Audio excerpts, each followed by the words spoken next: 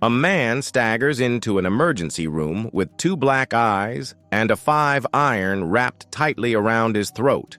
Naturally, the doctor asks him what happened. "Well, it was like this," said the man. "I was having a quiet round of golf with my wife when she sliced her ball into a pasture of cows. We went to look for it, and while I was rooting around, I noticed one of the cows had something white at its rear end. I walked over and lifted up the tail, and sure enough, there was my wife's golf ball, stuck right in the middle of the cow's. That's when I made my mistake." "What did you do?" asks the doctor. "Well, I lifted the tail and yelled to my wife, 'Hey, this looks like yours.' First, Charlie was installing a new door when he realized one of the hinges was missing. He turned to his wife, Mary, and asked, 'Honey, can you run to Home Depot and grab a hinge?' Mary agreed and headed to the store. While waiting for the manager to finish helping another customer, her eyes wandered and landed on a gorgeous bathroom faucet. "Wow," she thought, "that would look amazing in our bathroom." When the manager was free, she asked, "How much is that faucet?" "That one's gold-plated," the manager replied. "It's $500. Mary's eyes widened. $500? That's way out of my budget. Shaking off the temptation, she described the hinge Charlie needed. The manager nodded and disappeared into the storeroom to grab one. From the back, his voice rang out, "Ma'am, do you want us for the hinge?" Mary paused, then called back, "No, but I will for the faucet."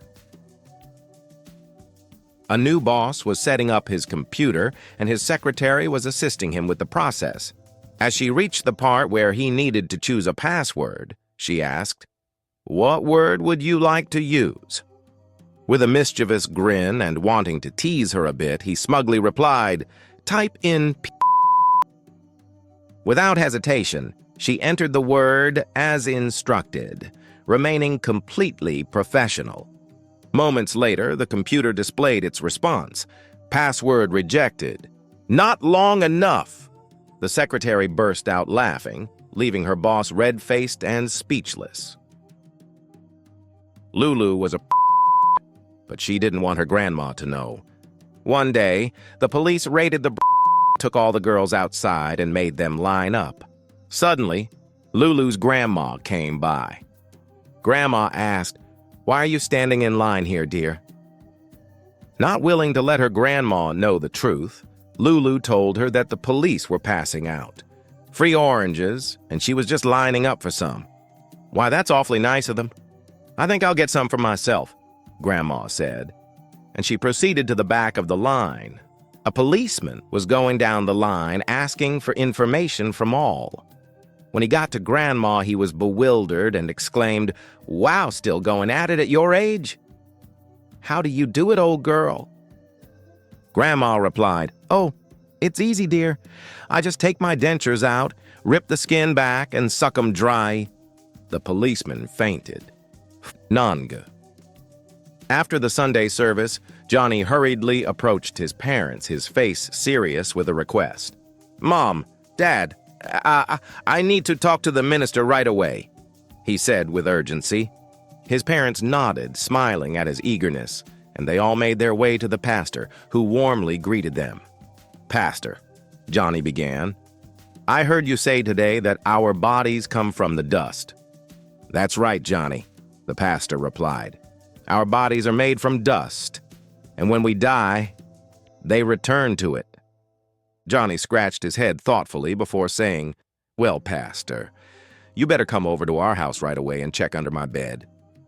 Because I think there's someone either coming or going." The pastor blinked in surprise, then chuckled, realizing Johnny's concern. "I'll be right there, Johnny," he said, trying to contain his laughter. "Let's see what's going on under that bed of yours." Paunch. The owner of a golf course was struggling with a bill, so he turned to his blonde secretary for some quick math help. "If I gave you $20,000 and took off 14%, how much would you take off?" he asked. She thought for a moment and replied, "Everything but my earrings." 6 dots. Teacher. All right, class. What's something that starts off hard and pink, but after a little while, turns soft and sticky? But before he could say a word, little Johnny confidently blurted out, "Bubble gum, duh." 7. One day, little Johnny was deep in thought and decided to ask his dad, "Dad, how come big dogs can make little dogs and big cats can make little cats, but big trains don't make little trains?"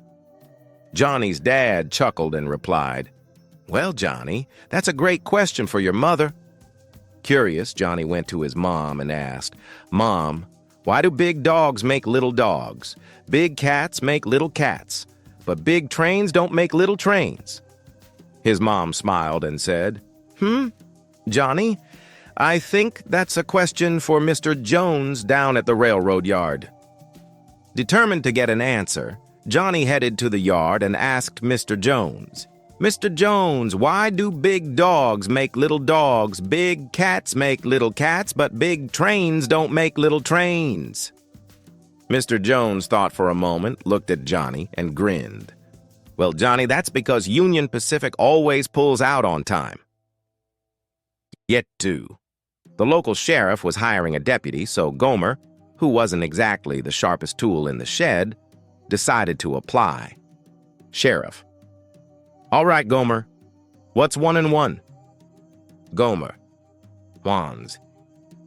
The sheriff scratched his head. "Not what I expected, but technically right." Sheriff. "Which 2 days of the week start with T?" Gomer. "Today and tomorrow." The sheriff nodded. "Didn't see that coming, but can't argue with it." Sheriff. "All right, Gomer. Who killed Abraham Lincoln?" Gomer thought long and hard before saying, "I don't know." The sheriff sighed. "Well, go home and think on that one." Later at the pool hall, Gomer's buddies asked how it went. Gomer grinned.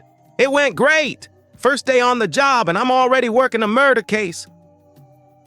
9. One sunny afternoon, Dolly and Ruby, 2 longtime friends, sat together in a cozy cafe, sipping their tea and chatting about their favorite topic, grandchildren.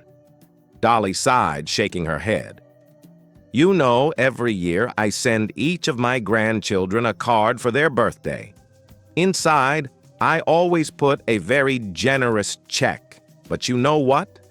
I never hear from them. No calls, no texts, no thank you notes. Nothing." Ruby, her eyes twinkling mischievously, nodded. "Oh, I know exactly what you mean. I send my grandchildren generous checks too every year." Dolly looked surprised. "Really? Do you hear back from them?" "Of course," Ruby replied with a grin. "Within a week, I get phone calls, messages, and even personal visits. They come right to my door, all smiles and politeness." Dolly leaned forward, intrigued. "Wow, how on earth do you manage that?" Ruby chuckled softly and leaned in closer.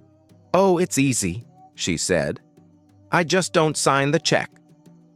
Dolly's eyes widened, and then she burst into laughter, realizing her friend's clever trick. Sometimes, a little strategy goes a long way. But after driving for about 16 hours, a truck driver decides to pull over and get some sleep. Just as he falls asleep, he is awakened by a knock at the cab door. "Can you tell me the time, please?" asks the jogger. "Yes, it's 4:30, the trucker replies. He falls asleep again, only to be awakened by another jogger who wants to know the time. "It's 4:40, shouts the trucker. Deciding to try to get some sleep, he writes on a piece of paper, "I don't know the time," and sticks it on the windshield. But he wakes up again. "It's 5:25, another runner shouts at him. "Padinondre." Last Cyber Monday, Sarah had one mission: snag the elusive 75-inch smart TV that was marked down to an irresistible price. She set her alarm for midnight, armed with snacks, her credit card, and unwavering determination. As the clock struck 12, her laptop, phone, and tablet lit up with different retailer websites. "This is my year," she muttered, fingers poised over the keyboard. But the moment she clicked Add to Cart, chaos ensued. Her phone app crashed. Her laptop froze. The tablet inexplicably started showing ads for cat food instead of electronics. Panic set in as the dreaded words appeared, "Out of stock." Desperate, Sarah opened every tab imaginable, frantically refreshing pages. Then a miracle. A small store she'd never heard of had the TV. Her adrenaline spiked as she typed in her payment details, trembling with excitement. Success! She sat back in triumph, dreaming of movie marathons on her new massive screen. That was until the confirmation email arrived. She'd accidentally ordered 75 portable TVs instead of one 75-inch TV. Her garage is now a mini electronics store, and her friends have never been happier. She gifted them all TVs for the holidays. Paniranda. After 50 years of marriage, I looked at my wife and said, 50 years ago, we had a small, inexpensive house, a clunky old car, slept on a sofa bed, and watched TV on a 10-inch black and white screen. But every night, I got to sleep next to a hot 23-year-old woman.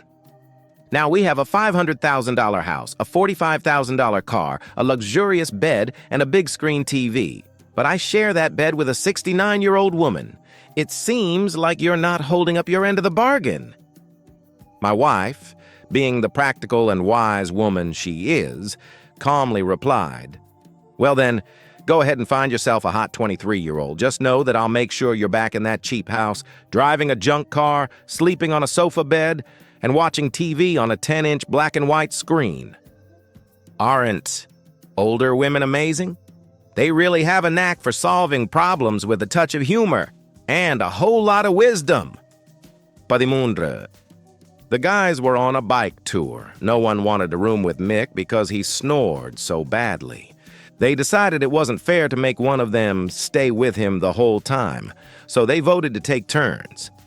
The first guy slept with Mick and comes to breakfast the next morning, with his hair a mess and his eyes all bloodshot. They said, "Man, what happened to you?" He said, "Mick snored so loudly I just sat up and watched him all night." The next night it was a different guy's turn.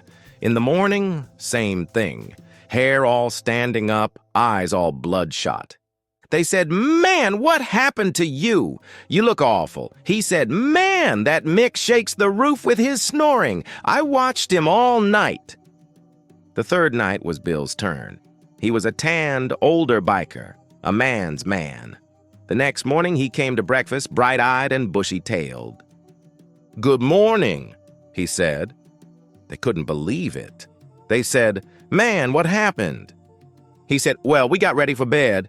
I went and tucked Mick into bed, patted him on the arse, and kissed him goodnight on the lips. Mick sat up and watched me all night." 14. The doctor enters the room and says, "Ah, I see you're awake. Now, you probably don't remember, but you were in a massive freeway pileup. The good news is you're going to be fine. You'll walk again and everything. However, well, your, man was severed in the accident, and we couldn't recover it." Moshe groans in horror, but the doctor continues, "Now, before you panic, there's hope. Your insurance covers a $9,000 payout, and thanks to modern medical advancements, we can build you a brand new one. They function perfectly, but they don't come cheap. It's about $1,000 per inch." Moshe sits up, suddenly very interested. The doctor nods and says, "Now here's the thing. You've been married for over 30 years, so this is a decision you should discuss with your wife. If you had 5 inches before and upgrade to 9, she might have concerns. If you had 9 and only go for 5, she might be disappointed. Best to let her weigh in. Moshe agrees and talks it over with his wife, Zelda. The next day, the doctor returns. "So did you discuss it with your wife?" "Yes, I did," Moshe says. "And what did you decide?" Moshe sighs. "We're getting granite countertops." 15, a young couple took their 3-year-old son to see Dr. Cohen. Hesitantly, they explained that while their little angel seemed perfectly healthy, they were a bit concerned about his rather small Mickey. After a quick examination, the doctor nodded confidently. "No problem. Just feed him bagels with cream cheese. That should do the trick."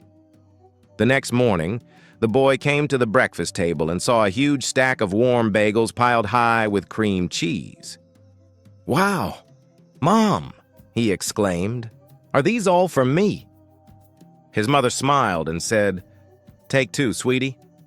The rest are for your father."